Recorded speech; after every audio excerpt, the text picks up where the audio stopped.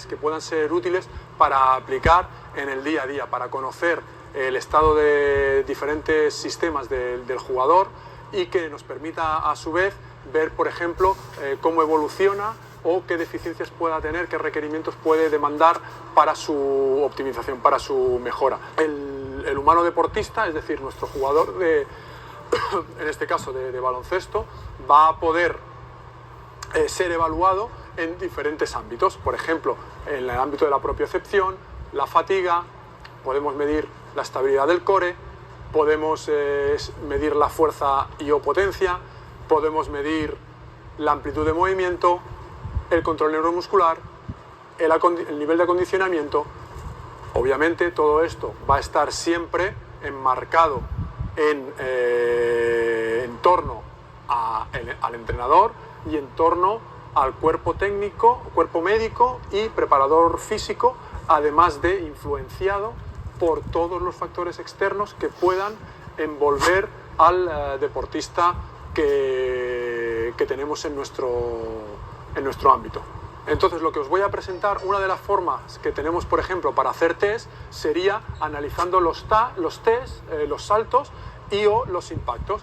Así, de esta forma, por ejemplo, podemos medir en plataformas de fuerza, podemos medir tanto el impulso como el aterrizaje de los jugadores cuando realizan el salto. Así, por ejemplo, podemos establecer el pico en el aterrizaje mediante el gol estándar, en este caso, de una plataforma de fuerzas. Pero podemos utilizar también un medio alternativo, como sería la utilización de los sistemas inerciales, en este caso, el dispositivo que nosotros utilizamos de WIMU, que lo colocaríamos en el maleolo, muy cerquita del maleolo, y realizaríamos el mismo salto, y lo que obtendríamos nuevamente sería la aceleración pico de la tibia, lo cual, si comparamos, veremos que tiene un comportamiento muy similar al que experimentamos cuando analizamos con plataforma de fuerzas. Así pues, este acelerómetro estos sistemas inerciales nos permitirían evaluar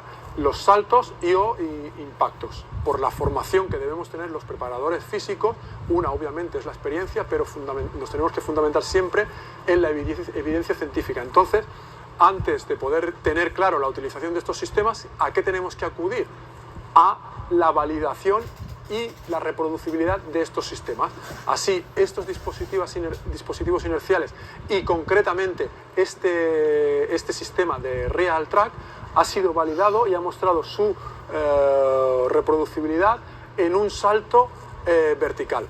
Vemos que el comportamiento es muy parecido entre el gol estándar tomado con la plataforma de fuerzas y el resultado obtenido con el dispositivo. Si veis las curvas que se producen son muy similares, lo cual va mostrando unos buenos efectos para lo que nosotros queremos. Y si miramos más a fondo, más análisis, vemos que la correlación es casi perfecta, estableciéndose en 0,95, y si vemos el análisis para mostrar las diferencias entre los dos sistemas, nos da también una diferencia muy pequeña, lo cual muestra la validez y la reproducibilidad de estos dispositivos para medir el salto.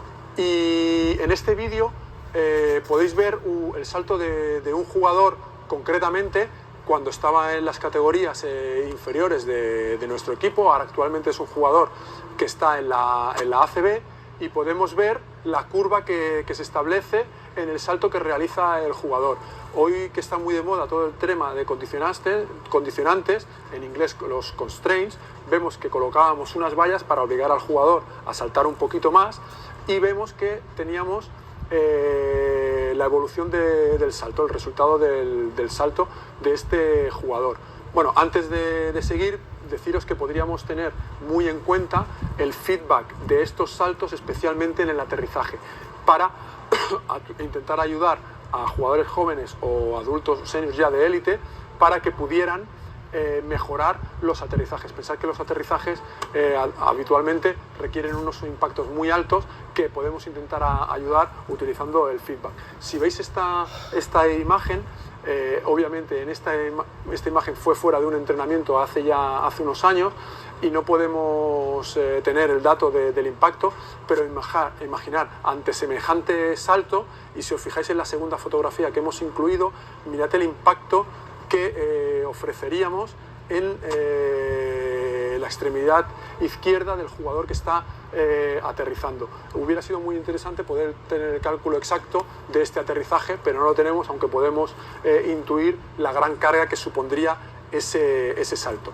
Lo que vais a ver ahora es a servidor realizando un salto sobre una valla que veis en la pantalla y con Wimus distribuidos en diferentes partes de zonas anatómicas del cuerpo, incluidas el tobillo, la rodilla, la parte baja de la espalda y la parte alta de la espalda. De esta forma realizamos el salto y podemos ver cómo ha sido la dinámica de este salto en las diferentes zonas anatómicas en las que habíamos ubicado los dispositivos. Si miramos los resultados, podemos ver la evolución de la dinámica de este salto en función de las zonas que habíamos ubicado los dispositivos. Por lo tanto, tenemos la aceleración medida en Gs de las diferentes zonas, tanto en tobillo, izquierdo y derecho, rodilla, izquierda, derecha, zona baja de la espalda y zona alta de la espalda. Obviamente vemos que en la zona de impulso, la zona que más impulso se consigue en aceleración en forma de Gs es a nivel de los tobillos. Y en cambio, si vamos al aterrizaje, podemos ver también la distancia, la dinámica de resultados de este aterrizaje, y nuevamente vemos que en el aterrizaje los picos más fuertes en forma de Gs se los llevan los tobillos, las zonas de los tobillos. Podemos ver y establecer las diferencias entre ambas extremidades, tanto en el salto, la fase del salto en el impulso, como en el aterrizaje. También podemos medir las carreras o impactos. Aquí lo que analizamos fue una carrera lineal cuando se realizaba un sprint, y lo que obteníamos era este informe correspondiente a un jugador. En él analizábamos diferentes variables. Vemos también cómo en lugar de realizar solo una repetición, realizamos 2 repeticiones, y para poder valorar, si hiciera falta, la reproducibilidad también de este test. Y otra prueba más que hicimos, cuando nosotros realizamos la Course-Navette, de 8 minutos, simplemente para tener una orientación del nivel aeróbico del jugador, lo que hacemos es, también utilizando los dispositivos Wimu, hacemos este test de steps, que nos permite también establecer alguna diferencia que pueda ser grande y establecer algún tipo de alarma para ir a hacer un análisis más en profundidad de qué puede estar ocurriendo. Esto, repito, es el informe de un jugador después de hacer 8 minutos de carrera submáxima en el test de Course-Navette. Podemos también analizar la stiffness vertical que se haya producido ante una situación de no fatiga y una situación post-fatiga, y entonces determinar si hay diferencias, es decir, si la fatiga ha podido inducir cambios en la rigidez del sistema. Nosotros hicimos esto, por ejemplo, en un entreno, y al final de ese entreno no conseguimos hallar diferencias significativas en la variable de stiffness vertical. ¿Qué nos puede estar diciendo ese dato? Nos puede estar indicando probablemente que no hubo suficiente fatiga como para modificar la rigidez del sistema. Y este otro artículo que me ha parecido interesante mostraros entra en detalle del análisis en un sprint de 15 metros en 3 condiciones. Una en una superficie llana, una en una superficie con una pendiente de 4%, otro sprint en arena, realizado en arena, y otro en una máquina que simula la marcha y en la que poníamos 2 cargas diferentes de peso. ¿Y para qué nos servía? Pues para cuantificar qué variable tenía más peso en cada una de las tareas propuestas. de las superficies o de los condicionantes propuestos. Por ejemplo, la velocidad máxima, obviamente, pues se alcanzaba en el sprint de 15 metros en plano.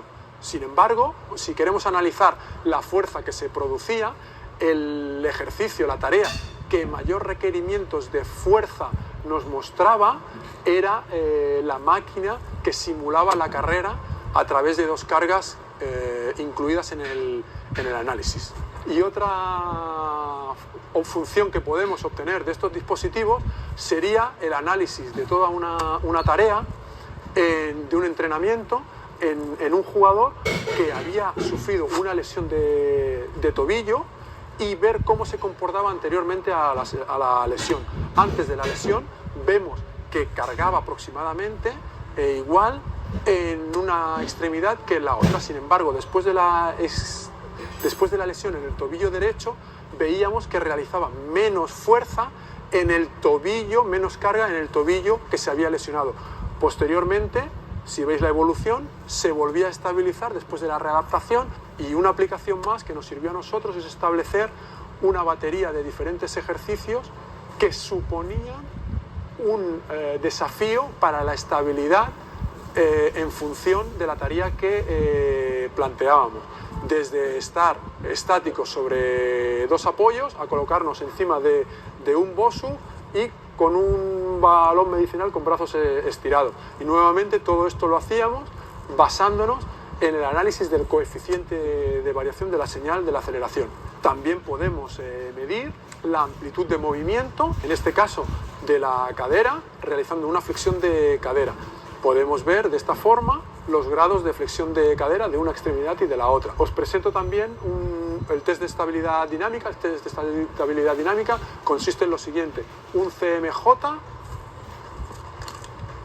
y un aterrizaje sobre una pierna. Entonces lo que calculamos es el tiempo de estabilización hasta que consigues estabilizar el movimiento después del salto ejecutado.